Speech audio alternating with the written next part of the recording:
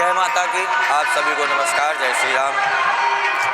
आज कुछ ऐसी चीज़ों पर चर्चाएं करेंगे।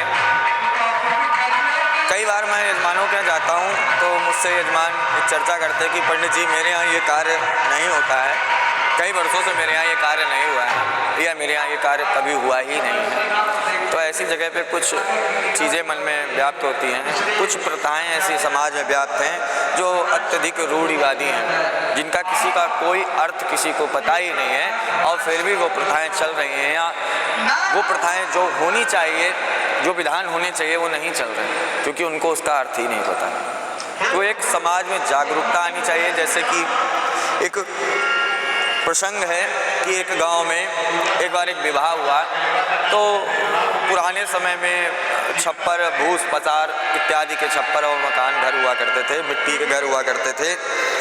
तो उन मिट्टी के घरों में पकवान बनते थे। पहले गांव में सब एकत्र होकर ही पकवान बनते थे किसी विवाह में। और जब पुराने समय में पकवान बनते थे तो उनकी सुरक्षा के लिए किसी बड़े बुजुर्ग को बैठा दिया जाता था कि वहाँ पर बैठ जाइए। तो एक समय ऐसे ही पकवान बने और छप्पर में रखे गए, वहाँ पे एक बड़े बुजुर्ग को बैठा दिया गया, और बड़े बुजुर्ग को बैठाने के बाद उनसे कहा गया कि इस पकवान की सुरक्षा करिएगा। वो बैठे रहे। कुछ समय बाद वहाँ पर एक बिल्ली आई, और वो बिल्ली आके उस पकवानों को जूठा करने का प्रयास करने। बड़े बुजुर्ग ने कई प्रयास किए उनको भगाने के, परंतु वो बिल्ली नहीं भागी। अब उन बुजुर्गों को इतना अत्यधिक क्रोध आ गया, उन्होंने एक अपने यहाँ फावड़ा बोलते हैं, उस फावड़े को उठाया और उस बिल्ली पर मार दिया। वो बिल्ली वहीं पर तुरंत गिर गई और उसकी मृत्यु हो गई। अब उन्होंने सोचा, विचार किया कि यदि अब कोई बाहर देखेगा तो बोलेगा कि आपने क्या कर दिया, तो अब शगुन हो गया। तो उन्होंने क्या किया, तत्काल वहीं पर एक गड्ढा खोदा जहाँ पकवान रखे हुए थे, उस गड्ढे में उस बिल्ली को गाड़ दिया, ऊपर से मिट्टी डाल दी। अच्छा, जब वो ये सब कर रहे थे तो बाहर का कोई परिजन उनको देख रहा था, और वो बाहर का परिजन उनको देख रहा था। उन्होंने देखा कि ये हमारे बाबा या बुजुर्ग हैं, वो क्या कर रहे हैं। उन्होंने देखा कि इन्होंने गड्ढा खोदा, उस बिल्ली को मारा, उस गड्ढे में गाड़ दिया। अब समय व्यतीत हो गया, वो बड़े बुजुर्ग स्वर्गवासी हो गए, स्वर्गवासी हो गए। और उन बड़े बुजुर्गों के स्वर्गवासी होने पर सारी चीज़ें अलग तरीके से हो गई। कुछ समय बाद उनके घर में फिर विवाह हुआ।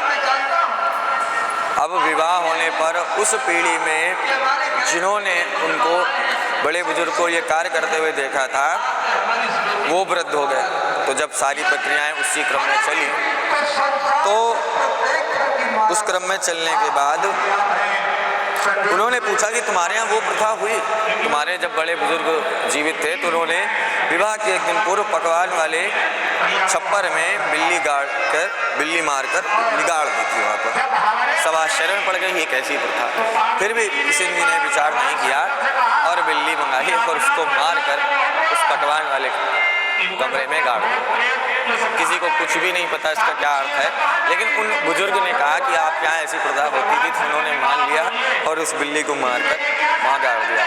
अब उनके यहाँ वो परंपरा पड़ गई और प्रथा पड़ गई। ये सत्य घटना है। अब ये सत्य घटना है, तो मुझे बड़ा आश्चर्य हुआ जब मैंने इसको पढ़ा कि कुछ ऐसी रूढ़िवादी प्रथाएं अपने यहाँ प्रचलित हैं जिनका कोई अर्थ किसी को नहीं पता, बस हो रही हैं, और जो चीज़ें होनी चाहिए वो हो ही नहीं रही। कृपया इन चीज़ों से बचें। जिन चीज़ों का तर्क हो, प्रमाण हो, शास्त्रों में प्रमाण हो, संतों की वाणी को सुने और उन कार्यों को करें जिससे आपका भी कल्याण हो, आपके परिवार का कल्याण हो, और हमारे सनातन धर्म पर भी कोई आँच ना आवे। जय श्री राम, जय माता।